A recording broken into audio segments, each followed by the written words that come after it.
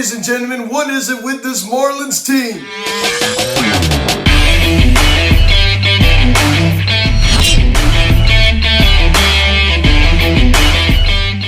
Yo, what is going on, everybody? Welcome to Phillies Set. So, mini and Tater going to get in last night's game between the Philadelphia Phillies and the Miami Marlins as the Phillies lose 4-3 to the Marlins as they drop the first game of this crucial 4-game series as they start off a 17 road trip on a bad note. I guess we're getting into this video. Please subscribe if you haven't yet.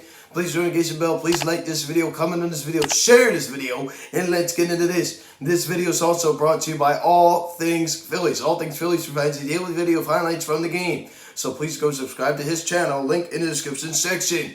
So I don't even know, man. I mean, what is it with this Marlins team, right? This Phillies team loses 2 out of 3 to the New York Mets. They take 2 of 3 to the Oakland A's to start their season. They actually should have swept the Oakland A's series, and arguably they could have easily swept the New York Mets series as well. I mean, every game of that series is a winnable game. Of course, they only won 1 out of 3, but this is another winnable game last night. The thing I understand, we were going out hacking, right? Clarence Schwarber, they lead off double. We a quick run, the Bryce Harper sacrifice fly to left field. I mean, we're going out there hacking. If we doing our job zone, then we seem to hit a wall like this offense usually does in years past. We just seem to hit a wall. I mean, we just continue to be outmatched by this Marlins pitching staff. And do not get me wrong, do not let that record fool you. I understand the Miami Marlins are not where they want to be just yet. But this is a Marlins team that has a very, very good young pitching staff, especially with Andy Alcantara, who got the start last night. Let me be clear, you cannot take away the amazing talent of the Miami Marlins pitching staff. However, I mean, you got to beat this Marlins team. If you didn't happen to watch Phillies post-game live, it was very interesting, right? You have Ruben Amaro Jr. in the booth. He made a point about how Nick Castellanos and Kyle Schwarber signed late and how spring training started late and these guys need more time to get ready and this and this and that. And honestly, I mean, I can understand his argument a little bit, but Ricky Vitaco came back and said, hey, man, guess what? All of the other 29 teams are doing with the exact same thing, so you can't really make that argument too much. I mean, you just can't. I mean, it's just not a good argument to make, and all the other 29 teams are going through that as well. I mean, go take a look at the Miami Marlins. I mean, there you go right there. I mean, so it's not just like the Phillies just started their spring training late. No. Every other Major League team started spring training late. So it's not really a good argument to make right there. Everybody's on the equal playing field, and Ricky Vitaco made that point. I thought it was a great point. As you pick up the scoring summary here in the top of the first inning, Bryce Harper hits his sacrifice fly out to left field. He hit that ball hard, and Kyle Schwarber comes around to score as it's now 1-0 Philadelphia here in the first. So Bryce Harper getting the job done right there on the sac fly. That was his first RBI of the night. Of course, he did collect 3 RBIs last night, so that was his first RBI of the evening. So that ball was definitely hit well. Unfortunately, it was just right at Torrey Soler out in left field. So 1-0 Phillies here in the first. We pick it up here in the bottom of the 4th inning. Garrett Cooper homers on a flying ball to left field. His first of the season off of Kyle Gibson, who started off this ball game strong. Right, he's coming off of a great start against the Oakland A's last Saturday, striking out 10. I mean, he was just absolutely dominant. He looked a little bit shaky last night. There's no question about that. So Garrett Cooper hits a solo shot to tie up the ball game at 1. So that was kind of the beginning right there for Kyle Gibson's struggles. And then Joey Wendle, right? This cannot happen. This simply cannot happen. We have 2 outs right here. I mean, all you had to do is just get out of this inning. Then Joey Wendle doubles on a line drive the other way to left field. Jesus Sanchez and Avisail Garcia come around to score as it's now 3-1 Miami. So there you go. We give up the lead right there. Kyle Gibson, definitely not so sharp in this inning. He was cruising for the first 3 innings. And when he hit that bottom of the 4th inning, he seemed to hit a wall, kind of like this Phillies offense. Am I right? He just kind of seemed to hit a wall. Stuff wasn't, locating very well. He's leaving it over the middle part of the plate. Pick it up here in the bottom of the 5th inning. Jesus Sanchez singles on a little dunker to left field, right? So a couple of unlucky hits, right? I mean, that ball was not hit at all. Just fell in no man's land out there in left field and shallow left field behind third. And Jazz Chisholm Jr. comes around to score as it's now 4-1 Miami. So at that point of the ball game, I'm not too confident, right? Kyle Gibson, that would end his night. And he didn't even get to, even go a full 5 innings. So that was extremely disappointing, a very disappointing follow-up start. Of course, we all know umpires are human and they make mistakes, and we all know that the umpires have been bad for a while now, but Alan Porter back there, terrible job last night. I mean, GT, a guy that, is a very calm guy, even having some George words for Alan Porter. I mean, he was not good back there last night, no other way to say it. A lot of close calls that were not being called. So I was not impressed with him at all. I mean, not a good job. And the umpires in the Mets series were awful for both sides. I mean, more on our side. Unbiasedly, I say that. But definitely not very good last night either. Al Porter did not do a very good job behind home plate last night. So Kyle Gibson, talking behind his glove, he was very frustrated about a couple of those pitches. And it goes back to the other point. He was very emotional last night. He was rattled. He didn't look comfortable. I mean, you go take a look at guys that pitch with confidence. Guys like Zach Wheeler. I mean, Zach Eflin, even a guy that goes out there and pitches with a lot of confidence. They don't really seem to get rattled. They just go out there and do their thing. They're in the zone. They're in the zone. It seemed like Kyle Gibson last night was not in the zone. He looked like a zone for the first 3 innings, but he wasn't in the zone at this point of the ballgame. And at the top of the 7th inning here, I mean, Bryce Harper kind of resurrects this game, right? You're not really feeling too good about this Phillies team, and this offense has been sluggish. It has been bad, and Bryce Harper kind of, brings this team back to life a little bit as he doubles on the line drive to right field down the line. This was a huge hit for Bryce. This would be his second and third RBIs of the game as Matt Vierling and JT Mitchell come around to score. This is Harp's second double of the season, and it's now 4-3 ball game. So that ball was definitely hit hard off the bat of Bryce Harper.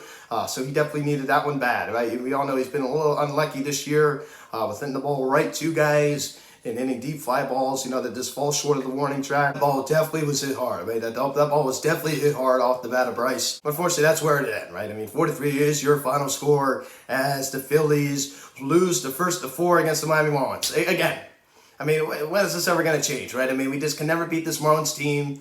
I was going into yesterday's game thinking, hey, it's a new year. I mean, we have, some big new pieces on this offensive side. And usually when we go down there, we just don't hit, right? We just don't hit. We don't hit their pitching very well. Even at the bank, we don't really hit their pitching too well, no matter where we play, but especially down there. We do not hit well down there.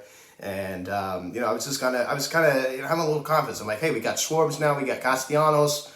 Bryce Harper, the reigning NL MVP. Now, I mean, JT Mitchell's seen the ball well. JT Mitchell, 4-hit night last night. We'll get to this a little bit. Just kind of thought maybe I had a little more confidence in this Phillies offense, and maybe they would get something going down there. But nope. Al Schwarber, I mean, only 1 hit last night, but it was the big one, right? That lead-off double in the top of the first inning. But the twin-killing double play in the 7th and 8th inning. That was just so bad, man. That was just so bad. I mean, Alec Boehm with a nice line drive single down the right field line. Al Schwarber follows it up and grounding into a double play. Just a rally killer right there. Tying runs on first, Alec Boehm, and then Kyle Schwarber just grounds into a double play. So that's just, you literally couldn't have asked for a worse thing right there. I mean, that was just awful. And JT Realmuto. I mean, I tell you what, man. 4 hits last night. He's hitting the ball all over the park. His first 4-hit game as a member of the Philadelphia Phillies. So you have a night, JT, and also collecting a walk, scoring one of the Phillies 3 runs. He definitely had a night to remember last night. It's one of his best nights as a Philadelphia Philly. No question about that. Bryce Harper, only 1 hit was a big one, right? That 2 RBI double, also collecting a sacrifice fly. He had a decent night last night. Nick Castellanos also collecting a knock. But Reese Hoskins definitely cooling off a little bit. As a tall walk, right? We always talk about his ability to see the baseball and get on base, which is great. But he's cooling off a little bit. Didi Gregorius with 2 hits last night. That was nice to see. And Juan Camargo gets to start at 3rd and also collects a knock. Bryson Stott gets to start at 2nd. Gene Segura out of the lineup after being hit by a pitch on Wednesday afternoon against the New York Mets. He did stay in that game, but he was not in the starting lineup last night as Bryson Stott went hitless at 2nd.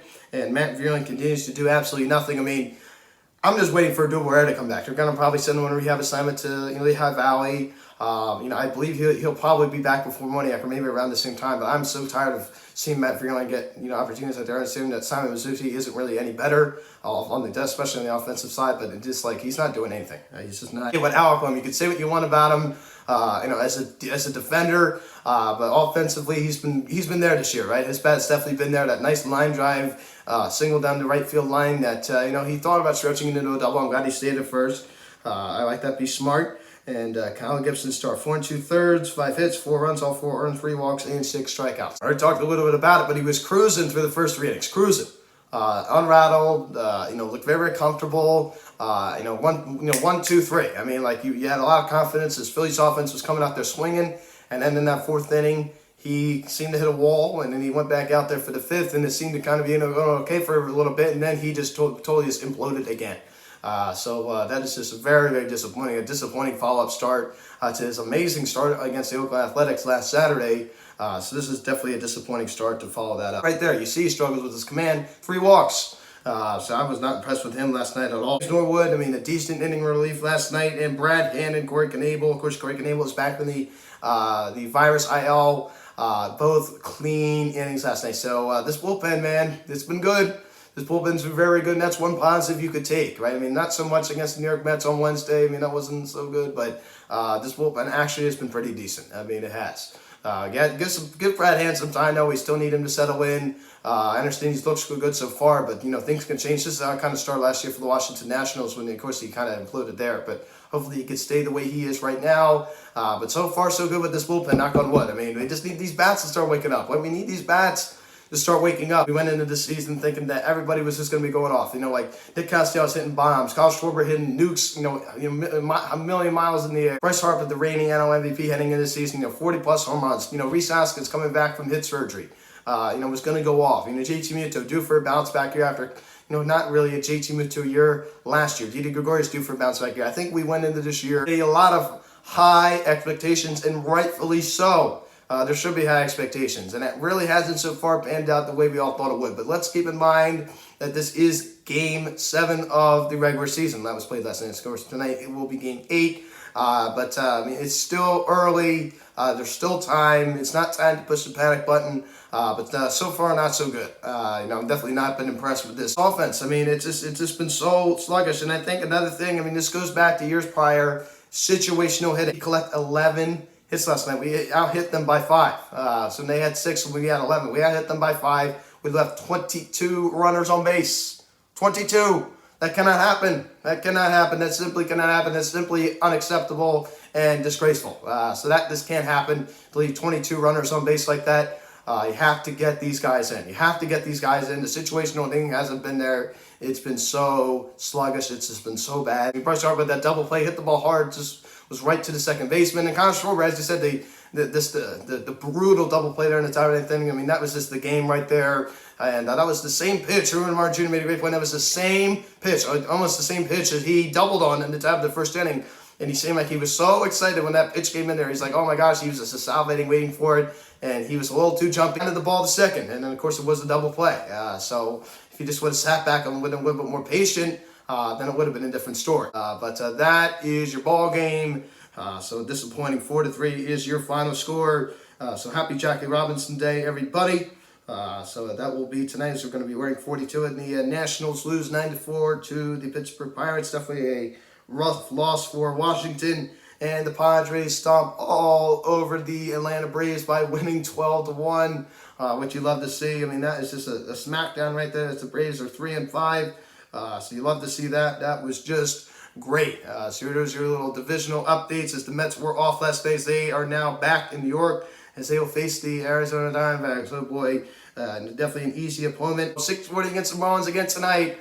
Oh boy, I hate playing down there. Jack Fritz, friend of the pod, tweeted out the other day, we were losing to the Mets on Wednesday. He's like, well, we're heading down to Miami, a place we played very well. I don't know if that was being sarcastic. I assume it was, but we just don't play well down there. We just don't play well against this Marlins team. They have our number. Their pitching staff has our number. I thought, with it being a new year, things would change. It's only one game. But so far, I don't see any change. It's not a way to start with a 4-game series or a 7-game matchup. It's just not. This is not a good Marlins team. You have to beat these guys. Zach Eflin will take them out tonight, looking to build off of this impressive debut against the Oakland Athletics. And Lopez will be in the mound for Miami. So guys, thanks so much for watching this video. Please subscribe if you haven't done yet. Please turn on the bell. Please like this video, comment on this video, share this video, check out the social media, link in the description section. At Phillies Social Media, Instagram, Instagram. Follow me on Twitter at Piazza Media. Card text 267-225-3292. Email me, phillieshotsocialmedia@gmail.com. So guys, thanks so much for watching 6:40 tonight. Eflin Lopez. I'm Luke, and I'll talk to you. Let's go, Phils. I'll see you guys.